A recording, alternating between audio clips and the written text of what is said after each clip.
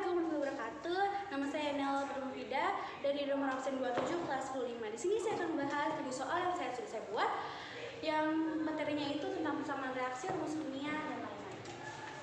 Di sini nomor 1 yaitu rumus kimia terbagi menjadi 2, yaitu sini aja ya. Rumus kimia terbagi menjadi 2 yaitu rumus empiris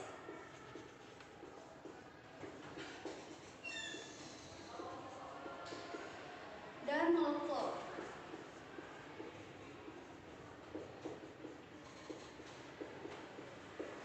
Lanjut ke nomor 2. Yang di sini ada HCOOH merupakan rumus. Kita akan cari tahu.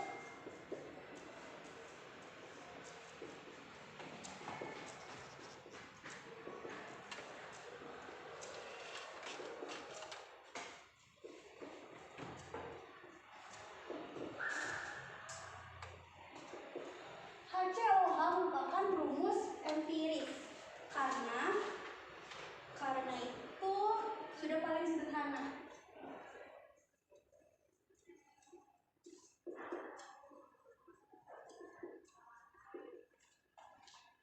Lanjut ke soal nomor 3. 3CuSO4 7H2O, artikanlah rumus kimia ini.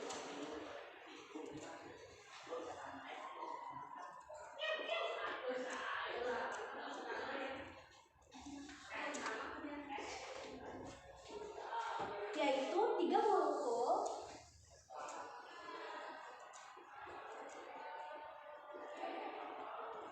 CuSO4 7H2O terdiri atas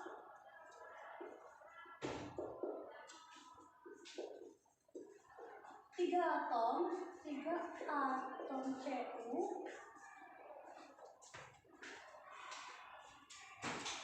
tiga atom S,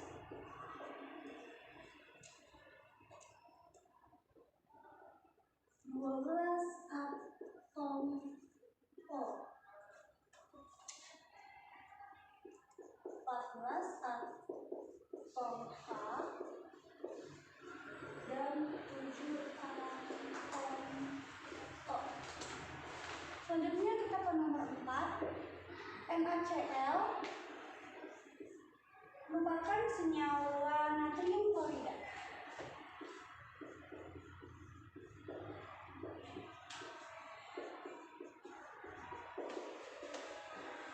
Lanjut ke nomor 5. MgO. MgO adalah magnesium oksida.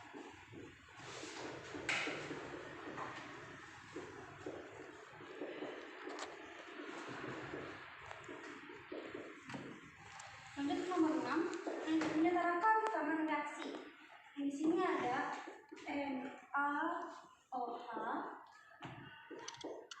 setarakan dengan H2SO4 menjadi Na2SO4. Yang di sini Na-nya 0, di sini 2, berarti kita di sini 2. Selanjutnya SO4, di sini ada 4 bentuk. Terus lanjut ke H, ini H-nya ada 2, di sini H-nya ada 2. Lanjut yang ke O, di sini O-nya hanya 1. Terus di sini ada 1. Di sini kita tambahin 2. Lanjut ke nomor 7. Masih tetap menyalakan persamaan reaksi, yaitu CaOH2 disetarakan dengan H3PO4 menjadi persamaan reaksi CaO3PO4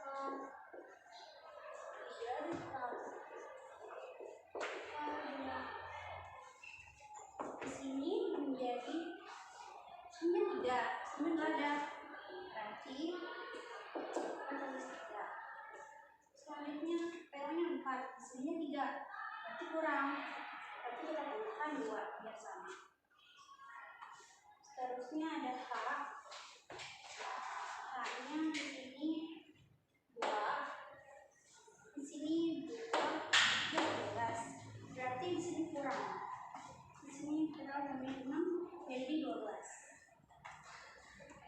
Itu aja yang saya bahas. Kurang lebihnya mohon maaf. Wassalamualaikum warahmatullahi wabarakatuh. Assalamualaikum warahmatullahi wabarakatuh. Nama saya Tiffany Putri Santoso dari kelas 15 absen 35. Di sini saya akan menjelaskan soal-soal materi kimia dari bab 1. Yang pertama ada hakikat ilmu kimia, yang kedua peranan ilmu kimia, dan yang ketiga keselamatan laboratorium. Di sini ada 7 soal, yang ketiga 3 soal itu pilihan ganda, 4 esai. Yang pertama, berikut ini yang merupakan partikel-partikel penyusun suatu materi atau zat adalah opsinya di sini yang A unsur, senyawa, dan campuran, yang B atom, senyawa, dan molekul, yang C atom, molekul, dan ion, yang D ion, senyawa, dan molekul. Jawaban yang benar adalah yang C atom, molekul, dan ion. Karena di sini saya menjelaskan atom itu apa, molekul itu apa, dan ion itu apa. Jadi atom itu partikel dasar penyusun materi yang tidak dapat dibagi, seperti ada atom karbon dan atom oksigen. Yang kedua ada molekul. Molekul adalah gabungan 2 atau lebih atom yang terikat secara kimia. Contohnya tuh ada molekul air atau H2O dan oksigen atau O. Nah, yang ketiga ada ion. Ion adalah atom atau molekul yang bermuatan listrik karena kehilangan atom menerima elektron. Contohnya itu ada ion natrium atau Na+, dan ion fluorida atau Cl-. Oke, selanjutnya nomor 2. Soalnya itu ada pada hakikatnya ilmu kimia merupakan ilmu pengetahuan yang mengandung komponen, yaitu di sini opsinya adalah A metode ilmiah, pengetahuan, dan eksperimen. B produk ilmiah, proses ilmiah, dan sikap ilmiah. C metode ilmiah, proses ilmiah, dan eksperimen. D manfaat, sifat, dan proses dan eksperimen. Nah, saya akan menjelaskan yang nomor 2 itu. Nah, yang pertama ada jawaban yang benarnya adalah yang B produk ilmiah, proses ilmiah, dan sikap ilmiah. Jadi saya menjelaskan produk ilmiah itu apa, proses ilmiah itu apa, dan sikap ilmiah itu apa.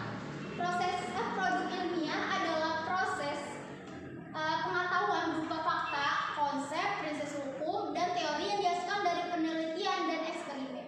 Yang kedua ada proses ilmiah. Proses ilmiah adalah langkah-langkah yang dilakukan untuk mendapatkan pengetahuan seperti eksperimen, analisis, pengamatan, dan kesimpulan. Nah, yang ketiga itu dan sikap ilmiah. Sikap ilmiah adalah cara berpikir dan bertindak dalam menerapkan ilmu seperti rasa ingin tahu, kritis, objektif, dan jujur. Nah, selanjutnya kita bahas nomor 3, yaitu soalnya contoh peranan ilmu kimia dalam bidang pertanian. Nah, opsinya di sini adalah A penemuan baja yang digunakan untuk membuat alat pertanian, B penemuan plastik untuk tempat pembibitan tanaman, C penemuan bibit tanaman baru yang berumur pendek, D penelitian dekomposisi tanah yang cocok untuk pertumbuhan tanaman tertentu. Jadi jawaban nomor 3 adalah yang D penelitian dekomposisi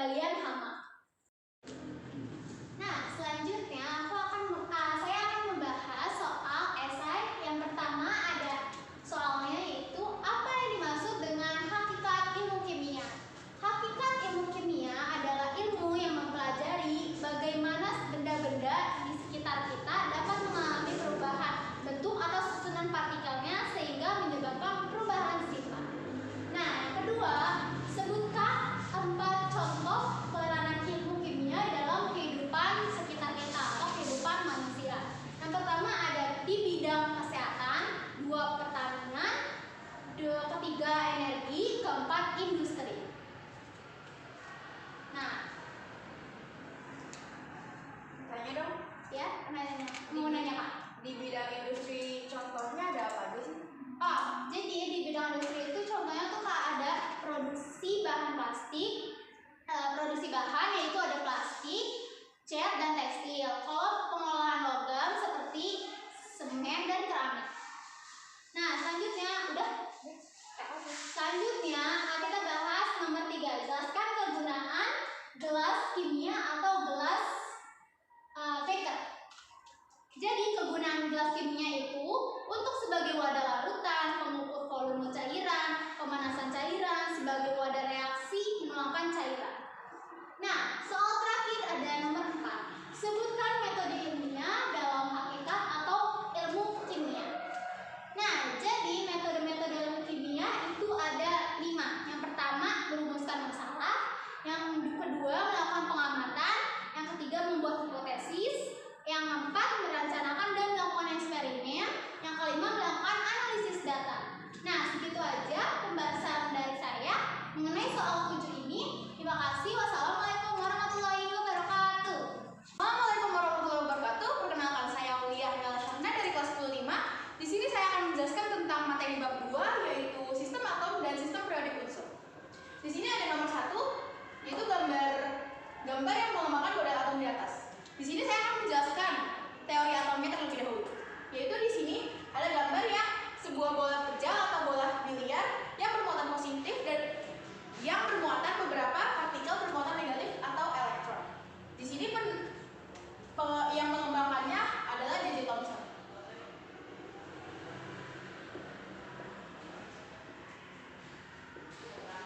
Lanjut yang nomor 2. Di sini saya akan menjelaskan teori atomnya terlebih dahulu. Yaitu inti atom yang terkena partikel alfa, maka akan terjadi tumpukan yang menyebabkan pembelokan atau pemantulan partikel alfa. Di sini yang mengembangkannya adalah Rutherford.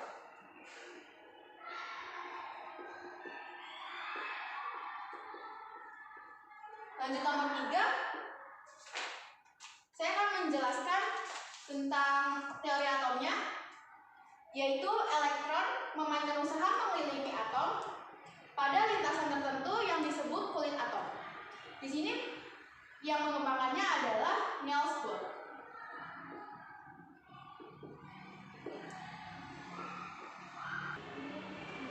Oke, di sini kita akan lanjut menjawab nomor 4 dan 5 yang disuruh menentukan konfigurasi elektron atom. Jadi kita tentukan dulu, kita tulis terlebih dahulu soalnya. Itu 2, 3, Na, dan 11. Kita tulis dulu, tentukan K, L, M, N, O, P, Q-nya. K-nya di sini 2, L-nya 8, dan M-nya 1. Yaitu memakai konfigurasi elektron dimulai dari 2, 8, 1. Kenapa? Karena kita akan menentukan jumlah elektron atom tersebut. Jadi di sini kan jumlah elektronnya 11. Jadi kita tentukan dari KLMN-nya itu yaitu 2 tambah 8 tambah 1 sama dengan 11.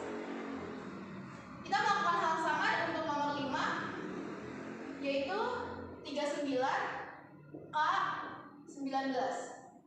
Kita menentukan H-nya yaitu 2, L-nya 8, M-nya 8 dan N-nya 1.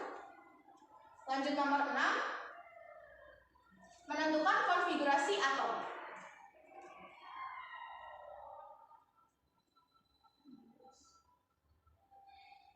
Jadi soalnya ada 16, 8, O sama dengan 2,6. Kenapa 2 dan 6? Karena tujuan dari konfigurasi ini ialah merupakan penjumlahan agar menyesuaikan jumlah elektron. Jadi di sini kan 8. Nah, dari 2 dan 6 ini penjumlahannya sama dengan 8. Dan lanjut nomor 7. Caranya sama seperti nomor 6, yaitu kita tulis terlebih dahulu soalnya 28 14 SI sama dengan 2, 8, dan 4.